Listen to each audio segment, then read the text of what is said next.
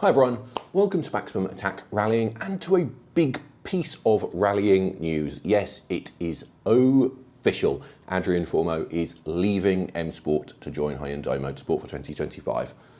At last we know, don't we? This has been bubbling away under the surface for some months now. There's been lots of speculation. I think when the M Sport documentary came out a few weeks ago and he admitted that he'd been offered a full-time contract at Hyundai, I think it was fairly clear, wasn't it, that he was going to go. I think that, for me, that confirmed that it was definitely happening. And so it turned out to be. He will join Hyundai next year and will drive all of the rallies in their third car. By that, we also, of course, then get confirmation that Hyundai will run a fixed driver lineup in 2025. 3 cars, 3 drivers, so Ott Tänak and Thierry Neuville in the other cars. That does leave some questions for some other drivers that we will come to shortly. But at last we know the answer in terms of Fourmaux. I think one thing that was probably surprising about this is the timing of the announcement. I think a lot of people had probably expected that it would come, but the fact that it has come this week is maybe a little bit of a surprise because Fourmaux will be doing the Monza Rally Show this weekend in a Puma. So I thought it was probably going to happen next week, if anything. So I'm a little bit surprised that it's happened on the eve of the Monza Rally Show. But there it is. Perhaps they have their reasons for that.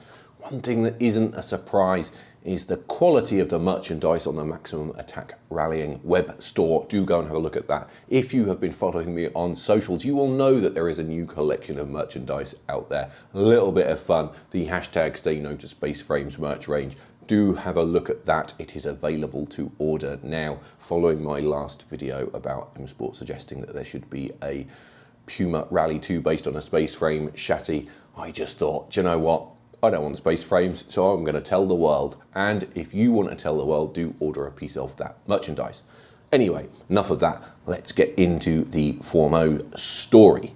I think the big thing is, perhaps the big question that people will be asking is why he's done it. You know, he's going from a team leader position at M Sport to a third driver at Hyundai. And I can see why some people might have doubts about that. You know, unfortunately for him, the drawback of being at Hyundai is that if Thierry Neuville needs points, you know, Fourmaux is going to be the fall guy, isn't he? He's going to be the guy that is asked to slow down, to give up positions, etc. So there is a risk in this move, isn't there? You know, he is not going to be treated preferentially, you would think, over Neuville and Ott Tänak, certainly as the season progresses, because I think it's unfair to suggest that Fourmaux is going to be challenging for a championship next year. That said, there are advantages, aren't there? You know, I think another thing that this M Sport documentary has revealed over the course of this season, and perhaps some comments from Fourmaux himself as well, outside of that, is that he's beginning to get frustrated with the situation that M Sport are in. You know, they do not have the budget that the other teams have, and that lack of budget, that lack of investment on testing and those kinds of things is holding him back, isn't it? I think Fourmaux now feels that he's at the stage where he can push on and do better. He has had a really good season. He's been putting in podiums. He's had a great return to Rally 1. And he obviously now wants the tools to be able to win rallies and must feel that that M Sport can't deliver that. You know, the Puma has shown that it is still a quick car. Is it as quick as the other two? Probably not in reality. So, yes, he will have to give ground to Thierry Neuville and Ott Tänak at times, but he will also have the opportunity, no doubt, to try and win rallies. And I think that's massive, isn't it? You know, there is this risk associated, like I said, but the chance to be in a front-running car and, you know, and to have the chance to take his first win must have been enticing, because I think with M Sport, that is unlikely, isn't it? Like I said, the Puma is a good car, but lots and lots of pieces have to fall into place for a Puma to win a WRC round, with Toyota and Hyundai being so strong.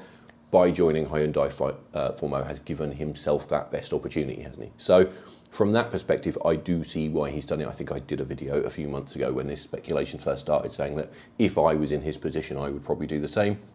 So I absolutely get why he's done it. It makes a lot of sense, and it is a chance for him to kind of kick on, isn't it? M Sport have given him a fantastic start, but now is the time to take that jump and try and make himself a rally winner and see where that takes him in the future.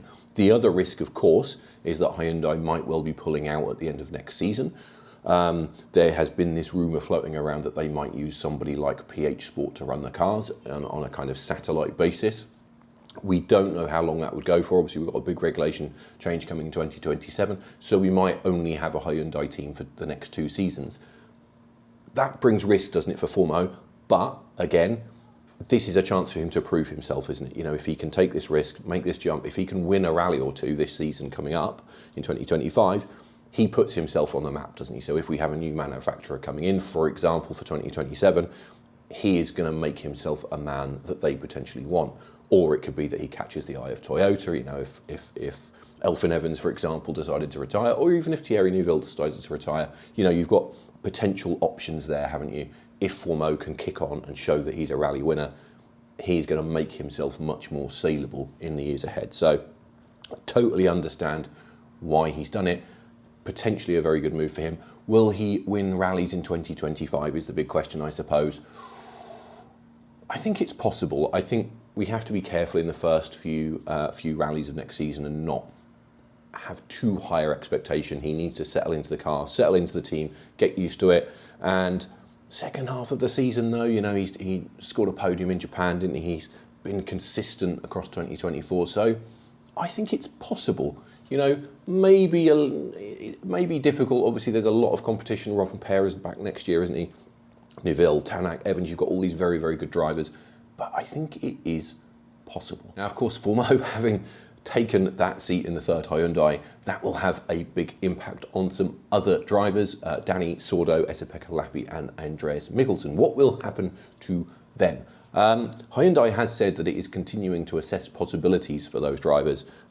Will they be back in a Rally 1 car? I think in most cases that is probably pretty unlikely. Dani Sordo is perhaps the exception to that. He has hinted that his WRC career is coming to its conclusion and he would like to do a kind of send-off at Rally Portugal as it's his semi-local event.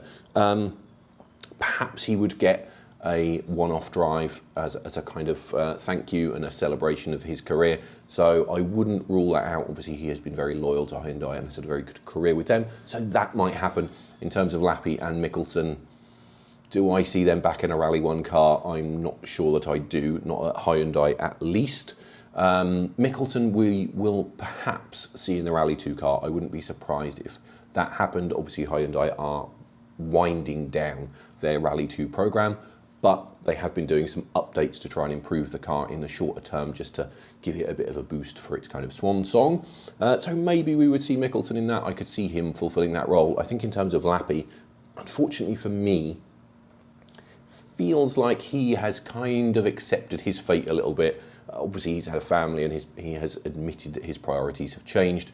And it just feels like he's maybe accepting of his lot. And I don't know, maybe it's just a surface thing. Maybe it's just that quietness, but I'm just not sure I see him as having the kind of killer instinct that he once had, or the the desperation to be in the WRC as much as he perhaps once had. So I'm not sure I see him back, particularly as he has also driven for the other teams. So I'm not sure I really see any openings for him. That does, however, lead me to the other big question, doesn't it? What happens over at M Sport now that Fourmaux is going, because they have a hole in their team and have lost probably one of the best drivers that was available to them? What do? You know, they are in an extremely difficult position because they are not like Hyundai and Toyota. They don't have a big pot of money that they can call on to hire people and pay a nice full-time salary. They need drivers that can contribute towards their budget. Who does that leave? So I mentioned Mikkelsen possibly getting a Rally 2 programme. Would he move to M Sport? I think he might if the numbers worked, but I'm not sure Mikkelsen has the budget to make the numbers work. You know, I think, as I understand it, there have been some discussions in the past. I'm just not sure I see the fit. I don't think he could bring sufficient money, as I understand it, based on his previous comments. I don't think he could bring sufficient money to make that happen. Obviously, Gregoire Munster is the current driver in the second car.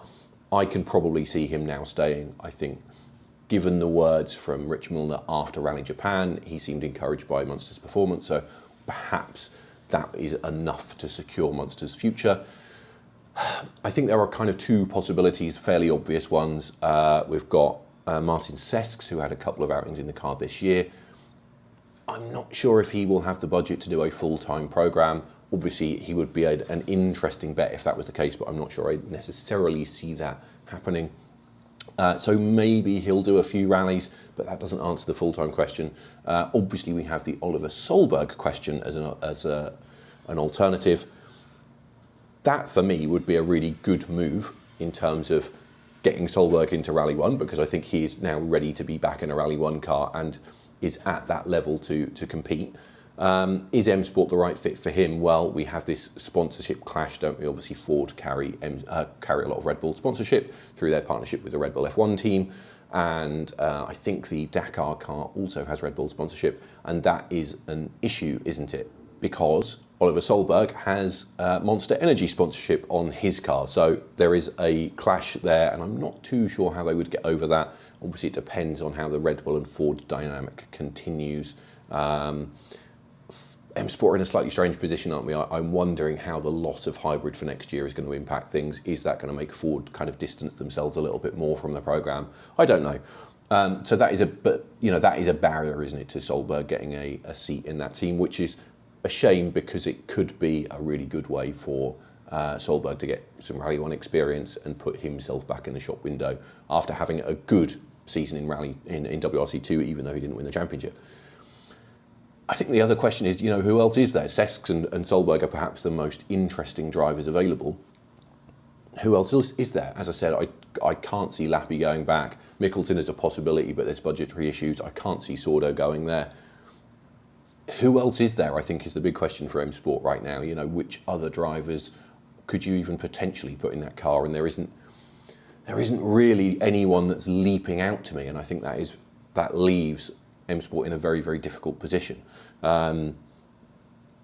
This year they have spent, kind of, I don't want to say in a holding pattern, but they've had to revert back to that young driver, not having a big name in the team.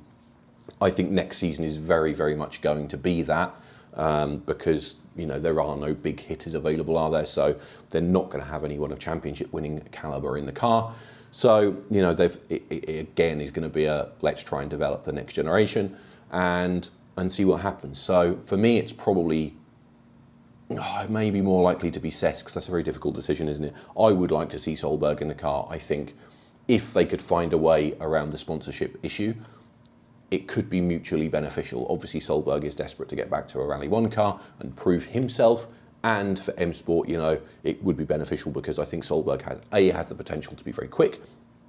Also, is very good on social media and would help to raise awareness. Obviously, the Solberg name is a very big one in rallying, so it could be really helpful to M Sport because although he's not a proven, championship competitor, he is someone that brings a lot of energy, a big name, a lot of excitement, a lot of social media savvy. So it could be beneficial for the team in terms of sponsorship and getting a lot of eyes on them, even if they're not necessarily in contention for a championship. So there is still a lot to be